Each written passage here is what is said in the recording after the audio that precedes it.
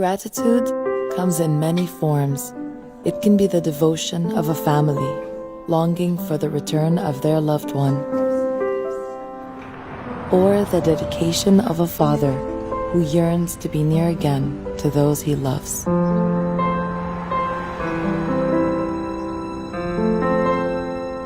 This is a time for gratitude, reflection, generosity, and sacrifice.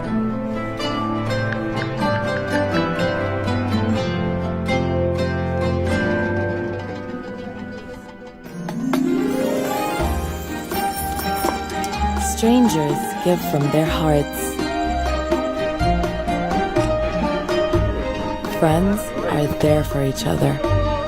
The power of gratitude can enrich lives, yet we often fail to express our appreciation enough. It's time to say Shukran to those who care for you. Say Shukran for all that you have. Say Shukran to friends and family. This Ramadan, say Shukran.